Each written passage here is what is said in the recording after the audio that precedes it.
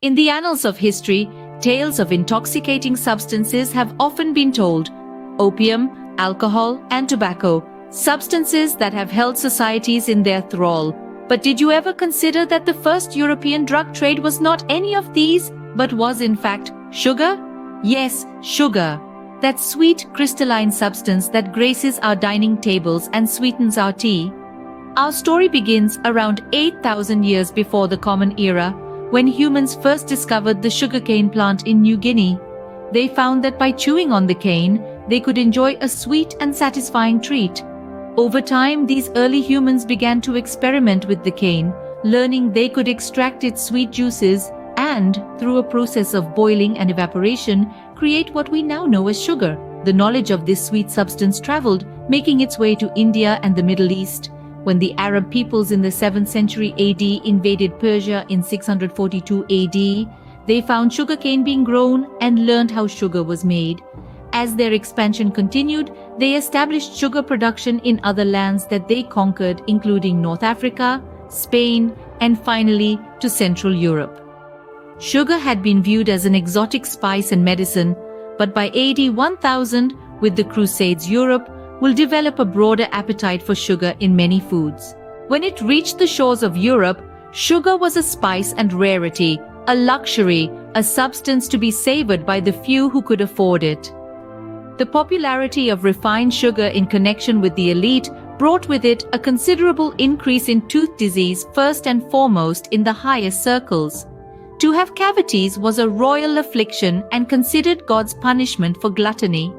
Those who continuously indulged in sweets and ate them in large quantities, rulers and their courts, were thought to be punished by fate with tooth decay. But as the European powers began to explore and colonize the New World, they saw an opportunity to cultivate this sweet crop on a grand scale, thus creating the first drug market, with the introduction of sugarcane to Santo Domingo on Columbus's second voyage in 1493. Thus, the first sugar plantations sprouted up in the Caribbean and South America, fueled by the labor of enslaved natives. From the very beginning of Atlantic sugar production, slave labor was the main source of manpower. The Spanish started out by forcing the native peoples, the Guanches, to work in the cane fields. The sweetness of sugar had a bitter cost, and that cost was human life and freedom. The trade of sugar was so lucrative that it became a major driver of the transatlantic slave trade, an ugly stain on human history. The number of enslaved labor crews doubled on sugar plantations, and in every sugar parish, indigenous and African people outnumbered whites. These were some of the most skilled laborers, doing some of the most dangerous agricultural and industrial work in the United States. The average lifespan of enslaved Africans who worked on colonial sugar and rice plantations was 7 years. Extreme physical demands relied on equally extreme instruments of torture to ensure control over enslaved peoples and to protect plantation profits. The need for slavery was primarily based on the greed of sugar, along with rum and tobacco. Sugar was a drug highly in demand by Europe and made those countries very wealthy. Why is sugar a drug? Well, when consumed, sugar triggers the release of dopamine in the brain, the same neurotransmitter that gets released when one uses drugs like cocaine or heroin. Research on rats has found that sugar is more addictive than opioid drugs such as cocaine, and that there can be withdrawal symptoms such as depression and behavioral problems when people try cutting out sugar completely. Sugar became the first widely consumed psychoactive drug in Europe, causing side effects like tooth decay, obesity, and in extreme cases, diseases like diabetes. These are all the characteristics of drugs and drug addiction, but it is labeled as food. Therefore, it is not regulated. It is literally still to this day a true drug epidemic. Today, sugar is a staple in our diets, found in everything from our morning coffee to the bread we eat.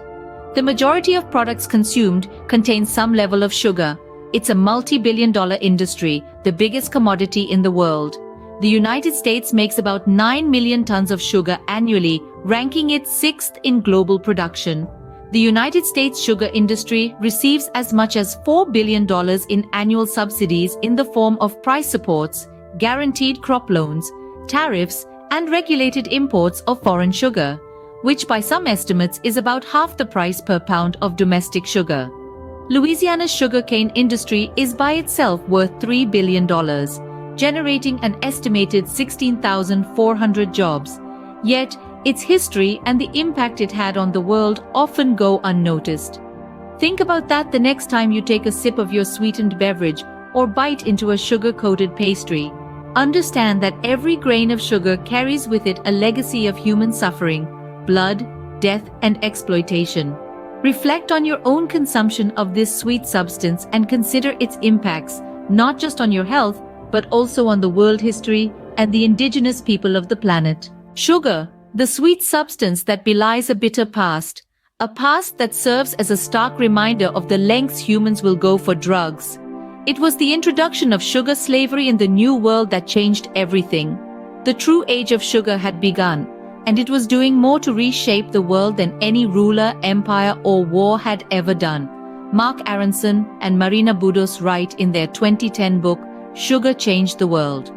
Over the 4 centuries that followed Columbus's arrival on the mainlands of Central and South America in Mexico, Guyana, and Brazil, as well as on the sugar islands of the West Indies, Cuba, Barbados, and Jamaica, among others, countless indigenous lives were destroyed and nearly 11 million Africans were enslaved, just counting those who survived the Middle Passage.